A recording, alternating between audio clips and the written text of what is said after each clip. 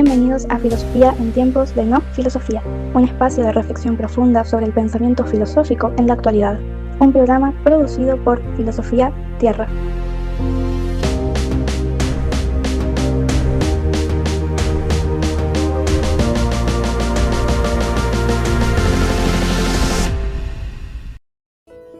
Bienvenidos al episodio 210, día 25, causalidad y ciencia en metafísica y ontología.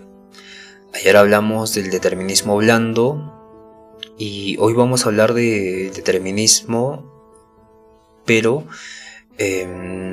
con referencia a la causalidad y la ciencia, ¿no? Porque hay un determinismo blando y un determinismo duro.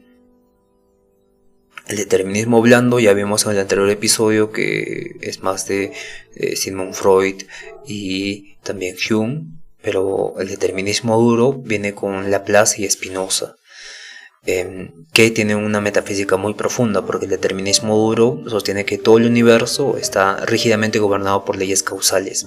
Entonces cada evento es una consecuencia inevitable de eventos anteriores. Y como una máquina de relojería perfecta, cada proceso constituye el paso previo de otro proceso, y esto implica que no hay lugar para la libertad de la voluntad, ¿no? Y en este marco los seres humanos son simplemente autómatas conscientes. Aunque se sientan libres, esa libertad es una ilusión, como las piedras que en el ejemplo de Spinoza podrían creer que eligen su trayectoria al caer. Los hombres también confunden el determinismo causal con la libertad genuina, y Spinoza en su libro La ética en orden geométrico menciona que necesitamos conocer el conocimiento de Dios en este tercer tipo de conocimiento para poder ser libres recién, para conocernos nuestros afectos, menciona él, estos afectos de la ira y demás cosas negativas. Entonces para Spinoza la libertad no es solo un malentendido, ¿no? Los seres humanos actúan de acuerdo con leyes universales, sí, pero son parte también de una cadena causal del universo.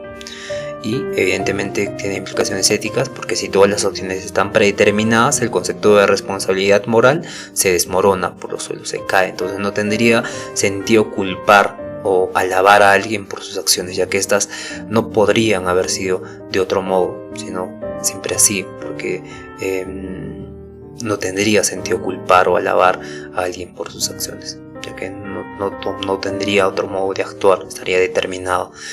Y ya hablamos del experimento de Libet, que demostraba que las decisiones cerebrales predicen a la conciencia, no preceden a la conciencia, perdón, predicen, iba a decir, pero entonces para nuestra forma de pensar, si nuestras decisiones están predeterminadas por procesos inconscientes, entonces la idea de la libertad sería sumamente cuestionada, porque la pregunta sería: ¿por qué los seres humanos desarrollan una potente ilusión de libertad si según esta visión no existe la libertad, ¿no? Y una posible respuesta es que esta ilusión tiene un valor adaptativo, un valor que permite una mejor interacción social y también movernos en entornos complejos, ¿no? Respetando siempre esta norma en que todos pensamos que somos libres, y en esa decisión de pensar que todos somos libres, todos somos correctos. En esa situación de todos somos correctos, todos estamos en una misma sintonía, por así decirlo, ¿no? Pero también existe este determinismo duro con los libertarios, como vimos antes, ¿no? Los denominan el libertarianismo, perdón. De hecho, Kant y Sartre sostienen que esta libertad existe y es un fenómeno fundamental que no está sujeto a leyes físicas de determinación. Entonces para Kant la libertad es una condición trascendental necesaria para la moralidad humana. Necesitamos pensar que somos libres porque la razón nos da esa pregunta, nos da esa idea, pero no puede responder esa pregunta, ¿no? Mientras que para Sartre la libertad es la esencia de la existencia humana, ¿no? Porque en Sartre vimos que la existencia precede a la esencia. Bien, en Kant, cuando se habla de este determinismo duro, en epistemología sobre todo, que han argumentado que la libertad es un postulado necesario para la razón práctica, ya que sin la suposición de libertad nosotros no podríamos responsabilizarnos moralmente, ¿no? Y Sartre, por su parte, consideraba que la libertad es una condición ineludible. No podemos escaparnos de esta libertad, tenemos que enfrentar, y de ahí se menciona el ser para sí, para su para la libertad, ¿no? Que va a constituir su propia esencia, es decir, una conciencia reflexiva. Y en este sentido, acá mencionaría que la capacidad humana de actuar conforme a imperativos morales universales es una manifestación de la libertad trascendental. Y esta libertad no está gobernada por inclinaciones sensibles o deseos contingentes, pero Sartre mencionaba que la libertad es radical e implica que los seres humanos están constantemente creando su propio ser, y entonces la conciencia introduce rupturas en el mundo determinado, ¿no? Lo que permite la autodeterminación, ¿no? Y el gran desafío para el determinismo es explicar cómo esta libertad, que no está sujeta a leyes causales del mundo físico, puede interactuar con el cerebro material. Y este es el famoso problema de la interfaz, ¿no? Entre la mente no física y el cuerpo físico, que viene ya desde Descartes con el dualismo cartesiano. Bien, una vez ya mencionado este determinismo duro, pasemos a la causalidad y la ciencia. Bien, la ciencia es en esencia una búsqueda de conocimiento sobre el mundo natural, ¿no? Sobre la naturaleza de la realidad, ¿no? Que también lo busca la filosofía. Pero esta búsqueda no se limita solo a describir lo que observamos, sino implica explicar por qué ocurren ciertos fenómenos. Y también cómo ocurren estos fenómenos, ¿no? Y aquí es donde entra la causalidad, porque la capacidad de identificar y entender las relaciones causales es fundamental para el avance científico. Explicamos de otro modo. La pregunta sería la siguiente, ¿no? ¿Por qué es importante la causalidad en la ciencia entonces? Porque la ciencia busca respuestas más allá de lo que sucede, de lo que ocurre a simple vista, del conocimiento cotidiano, como se dice en epistemología. Entonces no basta con saber que el arpa hierve a 100 grados Celsius, porque nosotros queremos entender por qué sucede esto, ¿no? Por qué la energía térmica rompe los enlaces intermoleculares. Entonces la ciencia se dedica a esto, ¿no? Buscar la causa, pero una causa no en el mundo cotidiano, sino una causa en el mundo más profundo, ¿no? Una causa científica, una causa iba a decir metafísica, porque conlleva un cierto grado de ir más allá de la física, pero se queda en el medio, ¿no? Es una búsqueda de la naturaleza, de los fenómenos naturales. Ese es el término correcto que se le puede dar ahora. Entonces, aparte de esto, busca también una predicción y un control. La predicción evidentemente está referido a la causa, ¿no? Identificar las relaciones causales permite predecir cómo un sistema reacciona ante ciertas situaciones y manipular también, manipular estos sistemas para alcanzar estudios más específicos, ¿no? Por ejemplo, al entender la relación causal entre infecciones bacterianas y antibióticos, podemos diseñar tratamientos médicos más efectivos, lo que hace las computadoras cuánticas, evidentemente. Esto es sumamente importante. Y también la causalidad referida a la ciencia tiene muchos avances en el desarrollo de teorías robustas, porque las teorías científicas no solo describen patrones y se establecen mecanismos causales subyacentes a esos patrones, sino que, por ejemplo, la teoría de la relatividad de Einstein explica cómo la gravedad surge, pero de una curvatura temporal espacial debido a la masa. Entonces, esto constituye todo un mecanismo complejo de una teoría robusta que sustenta la gravedad. Y evidentemente esto es algo muy importante y se busca también estas teorías robustas para crear una causalidad, para entender la causalidad del mundo. Y evidentemente en campos como la medicina, la economía y la política nos sirve para determinar si una acción tiene un impacto directo en un resultado, dependiendo de establecer relaciones causales claras, ¿no? Sin esta base, cualquier intervención podría ser ineficaz o incluso contraproducente. Bien, entonces, aunque la causalidad es crucial para identificar la naturaleza de la realidad, cierta parte también nos sirve para identificar cosas sencillas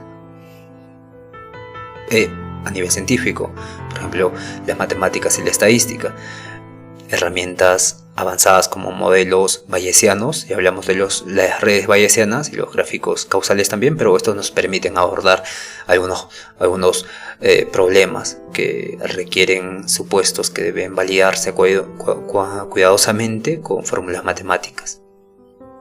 Y esto evidentemente es el panorama específico de la ciencia, ¿no? Pero es importante también para el método científico. Una cosa es la ciencia y otra cosa es el método científico. El método científico es los lineamientos a seguir para hacer una investigación.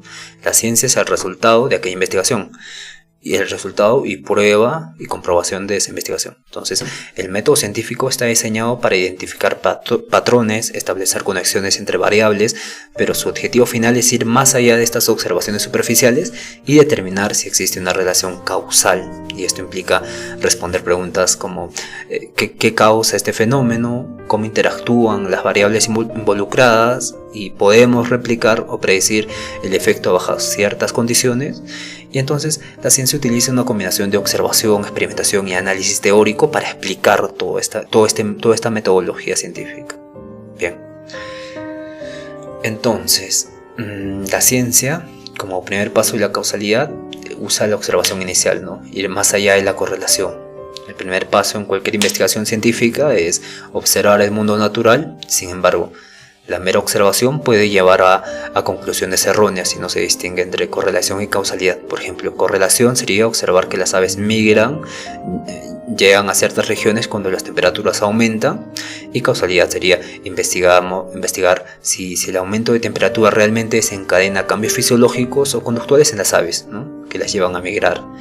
Entonces son dos puntos muy interesantes, uno debajo de otro, y la ciencia no se detiene en esta correlación, sino busca mecanismos causales, busca la causalidad en los fenómenos, y también en la experimentación, porque uno de los métodos más confiables para establecer causalidad es la experimentación controlada, donde se manipula una variable que es la causa, mientras se mantiene otras constantes variables, y este enfoque permite aislar el efecto de la variable independientemente sobre la variable dependiente. Variable independiente, variable dependiente. La variable independiente está referida a la variable dependiente. Por ejemplo,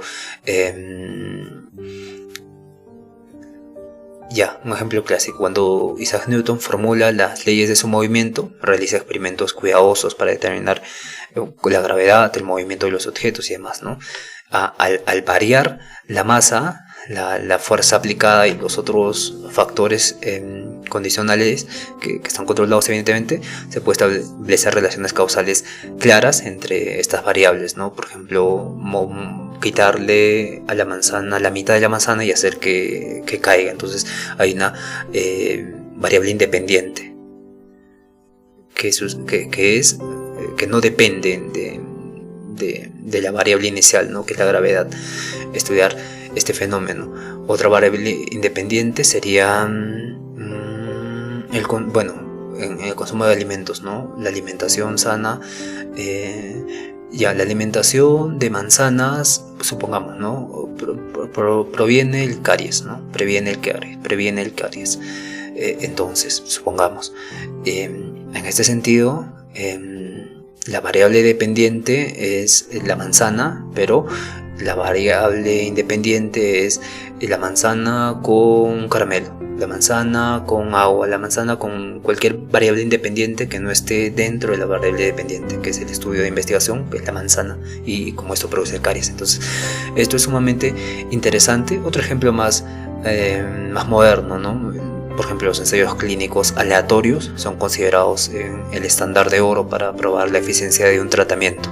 Entonces los participantes se dividen al azar en grupos de tratamiento y placebo. Entonces, lo que minimiza la influencia de variables externas y permite evaluar el tratamiento realmente causa una mejora en la salud, ¿no? Al ser esa variable independiente el placebo y la variable dependiente el tratamiento. Separar estas dos va a dar va a hacer que la evaluación sea más objetiva y tenga este rigor causal que determine una experimentación más fidedigna en lo que se quiere hacer. Es muy interesante, dado que en algunos casos los experimentos directos no son posibles debido a las limitaciones éticas. Por ejemplo, no se pueden clonar animales, tampoco se puede en ciertos países no se puede hacer experimentos como la eutanasia, iba a decir, ¿no? Pero en ciertos países sí se puede, en ciertos países no se puede, y medicamentos para este proceso también. Es muy debatible todo esto, ¿no? Y aquí entran en juego los modelos teóricos y las simulaciones computacionales, ¿no? Que permiten explorar las relaciones causales en sistemas complejos. El cambio climático es uno de ellos, porque estudiar los efectos de las emisiones de gas de efecto invernadero es un desafío inmenso, porque a través de modelos climáticos basados en principios físicos y datos históricos, los científicos sintetizan toda esa información en tarjetas de datos, Big Data, y hacen toda una experimentación, ¿no? Buscan patrones de precipitación, otros fenómenos que se van generando, y estos modelos ayudan a establecer relaciones causales entre actividades humanas y el cambio climático, aparte que las actividades humanas son muy diversas en cada parte del mundo. Esto también es un fuerte desarrollo de investigación, pero a nivel de modelos climáticos, ¿no? Y también tenemos la inferencia causal de estudios observacionales, ¿no? Esto no siempre es posible porque, por ejemplo, en ciencias sociales, ¿no? En casos los científicos al hacer observaciones y utilizar técnicas avanzadas de inferir causalidad, por ejemplo la regresión múltiple, que permite controlar variables de confusión y aislar el efecto de una variable específica, son muy, muy difíciles, ¿no? Porque hay mucha multitud, hay ciertos factores que no podemos controlar. O también el análisis de gráficos causales, ¿no? Eso es mucho más interesante, esos diagramas de causalidad que nos ayudan a analizar relaciones causales muy complejas, ¿no? Por ejemplo, si se ve a una persona tomando desayuno en bolsa, ¿no? Y nosotros al observar podemos pensar que es diferentes sustancias, ¿no? Puede ser maca, quinoa, lo que fuese. Entonces no es algo muy fácil, ¿no? Cuando las variables son confusas o hay un factor de no aislamiento del efecto de esas variables específicas. Y también se utiliza cuando no es posible asignar aleatoriamente los sujetos a grupos de tratamiento, ¿no? Son muy indeterminados. Por ejemplo, es que es específico los casos. Por ejemplo, puede ser determinar qué personas comen azúcar y otras personas no toman azúcar en su desayuno.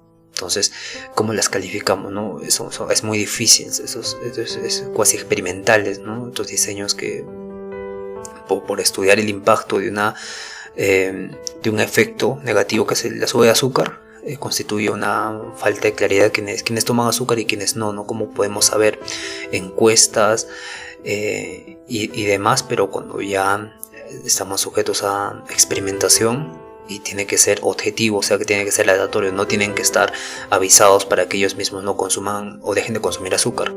Y es bastante interesante también cómo se estudia el impacto de las políticas educativas comparando escuelas similares que adoptan más o menos lo mismo, pero no tienen las mismas condiciones, no son la medida.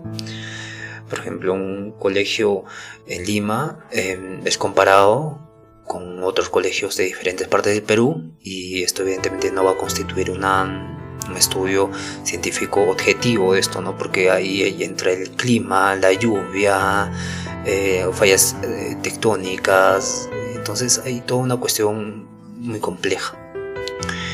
Y es bastante interesante cómo la ciencia trata de estudiar estas formas de causalidad referente al método científico, ¿no? Porque el método científico es variable. Ahora vamos a hablar de la evolución de la comprensión causal en la ciencia. Debimos empezar por aquí, ¿no? Pero a lo largo de la historia, nuestra comprensión de la causalidad ha evolucionado hasta la actualidad, que ya está juntándose con los avances científicos. Entonces tenemos la física clásica con las leyes de Newton, que nos han proporcionado un marco determinista para entender las relaciones de causa-efecto en el universo físico. Después llega la teoría cuántica, que introduce la idea de indeterminismo, donde las relaciones causales pueden ser probabilidades, ya no son causales. Entonces la causalidad ya no es un lugar absoluto, ya no es absoluto, sino que es ahora probabilístico. Y luego vienen las ciencias sociales, ¿no? Con conceptos como la causalidad estructural, que han surgido para abordar factores como la pobreza, la discriminación, y estos influyen en resultados individuales también, ¿no? Que muchas veces no se coinciden con realidades dispersas, ¿no? Porque es muy compleja la problemática, y esta causalidad estructural también es un común denominador, ¿no? Pero no quiere decir que sea fidedigno también. Entonces la ciencia aborda este problema de la causalidad mediante la combinación de experimentación, observación, marco teórico, análisis estadístico, y enfrenta desafíos significativos también, ¿no? Especialmente en sistemas complejos, escenarios dispersos, o cuando los experimentos no son viables, o también las herramientas o los métodos desarrollados no permiten, ¿no? que haya un resultado. Sí. Y ahora vamos a hablar de los ejemplos de causalidad en las ciencias física y la biología. Por ejemplo, la causalidad es un concepto central prácticamente en todas las disciplinas científicas, pero su aplicación puede variar según el campo de estudio, ¿no? Estudiar la física es diferente a estudiar biología. Pueden estar interconectadas, pero son diferentes, ¿no? En la física, la causalidad suele estar sujeta a leyes universales, ¿no? Que describen cómo una causa específica produce un efecto predecible, ¿no? Y estas relaciones son generalmente deterministas, ¿no? Y aquí algunos ejemplos como la ley de Newton, o también la termodinámica. La termodinámica es muy interesante porque propone un tipo de estudio de transferencia de calor, ¿no? Entre sistemas, donde la primera ley es la conservación de energía, donde la energía no se crea ni se destruye, solo se transforma. Y la segunda ley es la entropía, que es donde los sistemas tienden a evolucionar hacia estados de mayor desorden. Y esto evidentemente tiene problemas de causalidad, porque una diferencia de temperatura entre dos cuerpos causa la transferencia de calor del cuerpo más caliente al cuerpo más frío. Y entonces estudiar esto es muy diferente cuando se estudia en diferentes campos de causalidad, ¿no? En la física, por ejemplo, tenemos la primera ley de Newton, que es un objeto permanece en reposo o en movimiento a menos que una fuerza externa actúe sobre él, ¿no? Entonces, la causalidad aquí es que la ausencia de fuerzas causa que que el estado de movimiento no cambie, ¿no? Si no hay fuerza, no hay una causa de fuerza que actúe en otro cuerpo, hay una ausencia de fuerza. Y la segunda es la aceleración de un objeto, es directamente proporcional a la fuerza aplicada, inversamente proporcional a su masa, ¿no? La causalidad aquí es cuando la aplicación de una fuerza causa una aceleración específica, depende de la masa del objeto, siempre. Si es a mayor volumen, más peso, más gravedad, más velocidad y demás, ¿no? Y la tercera ley de Newton es por cada acción hay una reacción igual o opuesta. Entonces la causalidad surge cuando un cuerpo ejerce una fuerza sobre otro cuerpo y este responde con la misma fuerza y la misma intensidad. Y estas leyes permiten predecir con precisión el comportamiento de sistemas físicos, desde pelotas lanzadas al aire hasta cohetes espaciales, que es muy interesante. Y la causalidad en biología también es sumamente diferente, porque la causalidad suele ser más compleja debido a las interacciones con factores ambientales, genéticos, evolutivos. Y los biólogos han identificado numerosas relaciones causales claras que explican fenómenos naturales. Por ejemplo, la genética, el ADN, luego vienen los rasgos, ¿no? ADN, proteínas, rasgos, ¿no? Uno de los ejemplos más fundamentales de la causalidad en biología es la relación entre genes y rasgos físicos, ¿no? La causa de esto es que la secuencia de ADN es un orden específico y tiene de efecto la síntesis de proteínas que realizan funciones específicas en las células, y esto determina una característica del color de ojos, cabello y demás. Entonces es muy interesante toda la causalidad en biología también. Muy bien. A pesar de que la causalidad en la ciencia es fundamental para su desarrollo, también tiene problemas. Uno de los problemas es la comprensión y los desafíos. Por ejemplo, tener una comprensión completa de la causalidad constituye que no conocemos nada en sí mismo, porque siempre existe una causa mucho más ínfima en cada investigación que hayamos hecho o hayamos investigado. Y uno de los problemas es distinguir entre correlación y causalidad, ¿no? Nosotros correlacionamos causa y efecto, pero no abordamos entre la causalidad en sí de la correlación. Y uno de los desafíos es diferenciar entre correlación y causa.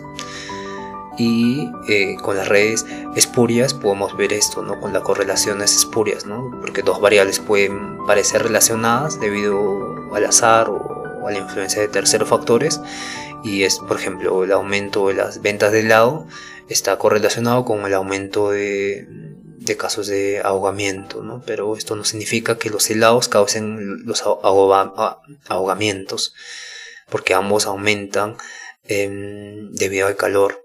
Y la confusión aquí es que las variables externas no observadas pueden influir tanto en causa como en el efecto, creando una ilusión de una relación causal directa.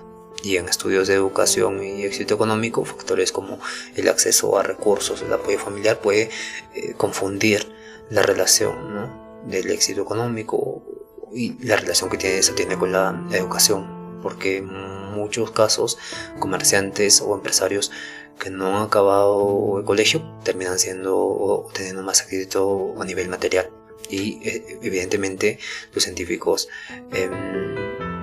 ven esta problemática, ¿no? Hay causas sumamente complejas, diferentes, específicas, y evidentemente diseñan experimentos cuidadosos, metodologías de investigación interesantes para ese estudio. Entonces existe ese tipo de problemáticas. Los llaman problemáticas, pero sí, se les denomina así, ¿no? Pero hay otras formas de denominarlos también, ¿no? En ciertos casos específicos también. También hay mucha complejidad en los sistemas naturales, ¿no? Muchos fenómenos naturales involucran variables independientes, lo que dificulta identificar una causa única y dominante. Y este desafío es especialmente relevante en campos como la biología, la ecología. Por ejemplo, en biología, ¿no? Los organismos vivos son sistemas altamente complejos, donde múltiples factores genéticos, ambientales, epigenéticos interactúan simultáneamente, ¿no? Y un ejemplo de esto es el desarrollo de enfermedades crónicas. En diabetes pueden depender de la dieta, la actividad física, el estrés, la alimentación y demás, ¿no? La dieta. Y evidentemente en la ecología ya hablamos que esto es sumamente complejo y también tienen un impacto, una complejidad en el estudio de estos. Referido a las limitaciones éticas y prácticas, también es muy interesante porque en algunas áreas de investigación realizar experimentos controlados para probar cierta causalidad no es probable, ¿no? Por ejemplo, en ciencias sociales no se puede manipular variables como la pobreza, la educación, la cultura en experimentos controlados, ¿no? Y si le agregamos una variable independiente a esta variable dependiente, evidentemente ya modifica el resultado, ¿no? Y estudiar el impacto de la desigualdad económica en la salud mental requiere trabajar con datos existentes, ¿no? Trabajar con un marco teórico ya estudiado, un marco preliminar se le denomina, ¿no? Y de ahí ajustar modelos para controlar variables de confusión, ¿no? Esta persona sí, esta persona no, esta persona sí, esta persona no, una desigualdad económica, ¿no? Es muy complejo y estas limitaciones obligan a los investigadores a desarrollar métodos más creativos como simulaciones computacionales, ¿no? Que es sumamente interesante y es una nueva área de investigación, es una nueva área de desarrollo también. Pero estos enfoques también tienen sus propias incertidumbres. Y evidentemente hay un tipo de indeterminación, ¿no? En las investigaciones sociales, pero también en la física cuántica. Cuando la física cuántica introduce el concepto de indeterminación, lo cambia todo, porque en el ámbito de las relaciones causales tradicionales se ven desafiadas por algo que no está dentro de la causa y el efecto, está más allá.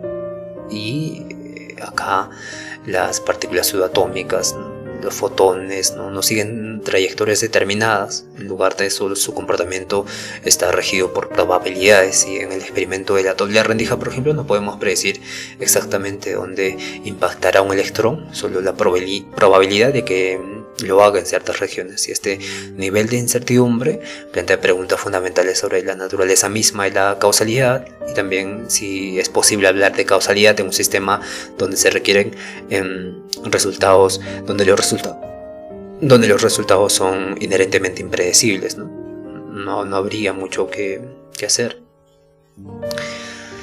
Bien, este episodio corto pero muy interesante sobre la causalidad y la ciencia fue muy interesante. Pienso que hablamos sobre esto en todo el episodio, y nos vemos el día de mañana con la causalidad y la filosofía contemporánea, que va a ser muy interesante. Entonces nos vemos el día de mañana, reflexionen y conózcanse a sí mismos.